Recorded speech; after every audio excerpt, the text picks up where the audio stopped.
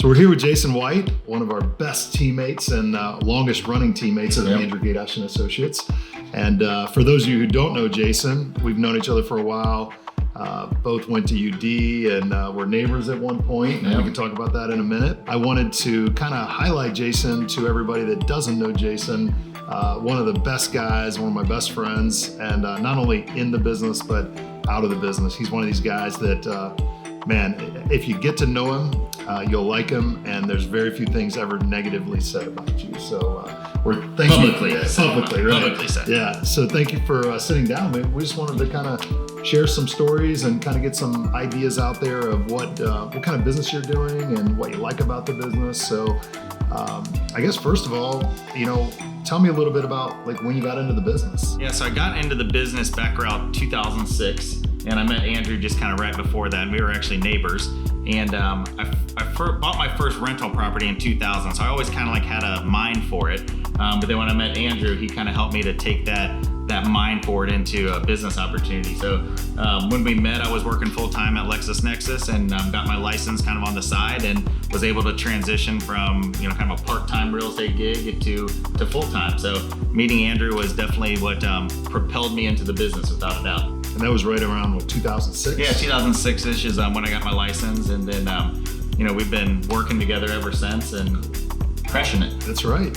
So Jason, you work the entire Dayton, Ohio market, but tell everybody like what's your kind of specialty? I know you do a lot of commercial, which a lot of people don't know that we actually have a commercial division that Jason heads up, and we've been doing a lot of real estate in the commercial end of things, but tell us about that. Yeah, absolutely. So I live in Beaver Creek, and with the office here in Centerville, I always tell people that kind of my bread and butter is the 675 corridor. So Beaver Creek, Kettering, Bellbrook, Centerville, Springboro, all the way down. So that's kind of my bread and butter, but of course, we're kind of everywhere as well. So, and then I've definitely enjoyed recently kind of getting into the commercial side of the business as well. Been able to help some past clients in their buy and sell on the commercial side. So a lot of residential and sprinkling some commercial just to keep it fresh. So. Well, and there's some of this commercial he's talking about isn't only just small deals. It's some really big opportunities that we've been working with. So that's really cool.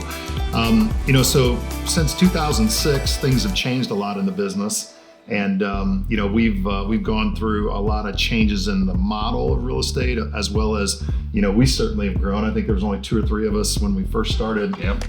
It's been great to have you along with the journey, and it's certainly a partnership.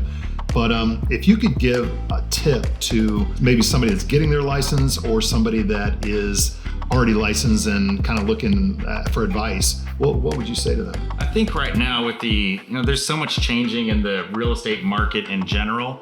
I think it's important to kind of follow the technology and follow, kind of a broker model that not only makes sense for you, but it is also going to grow with the times. I mean, when we were starting out, we were printing out not even Google Maps, Yahoo Maps, and the first day we got a GPS in our car, we felt like we were living the high life. So everything's changing and progressing so rapidly. I think you want to partner with a broker and/or partner with a team that's going to be able to progress along with the market and progress along with you as well. So we've always been very technology driven. I mean, that's always something that we've talked about and something that people know us for.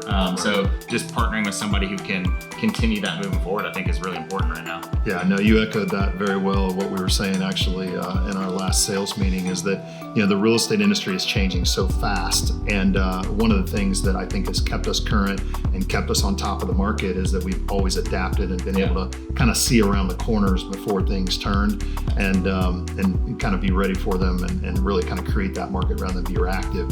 So that's pretty cool.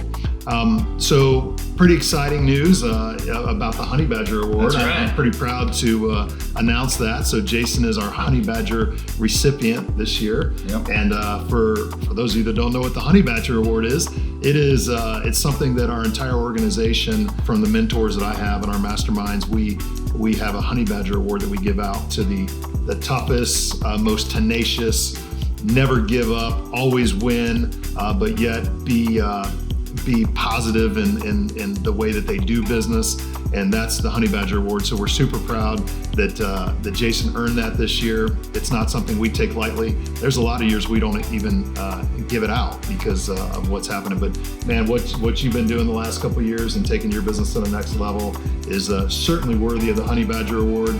And probably, I wouldn't doubt it if you don't win the National Honey Badger Award with what you're doing. Come on, Kinder, I'm looking at you. So, but no, I appreciate it. I mean, obviously, it's a privilege to be named the Honey Badger winner, and it's always a privilege to be named by you. So thank you for that.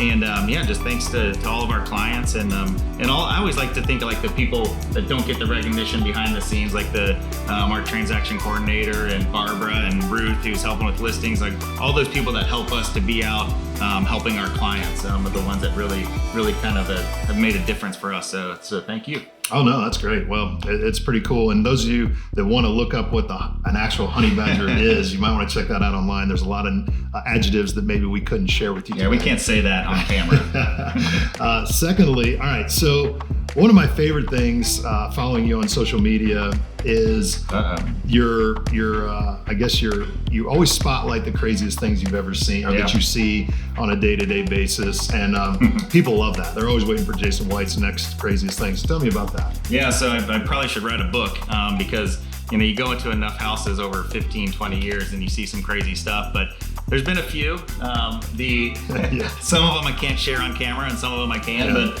probably the two that I can think of off the top of my head are the salt and pepper shaker collection at a house in Miamisburg. And I have no concept of how many salt and pepper shakers were in the basement, but it was rows upon rows upon rows. So I'm guessing, I don't know, 20,000. I mean, I have no idea. It was that many that I couldn't even guess how many it was. And so that was one. And then number two was, I remember the house exactly. Every time I drive by it, I have a nightmare in my mind. But I walked into a house and I could hear a radio, and I kind of followed the radio back to a bedroom. And there were two people laying in bed, but they weren't underneath the covers, they were on top of the covers, and they were sleeping, but they were weirdly sleeping like with their hands like this, like facing each other and like face to face. And I just like kind of backed my way out and locked the door and left. So that one always kind of scares me. So anytime I walk into a house and I hear a radio or hear a TV, I think somebody's there to haunt me or scare me or whatever. So absolutely. So yeah, that was pretty fun.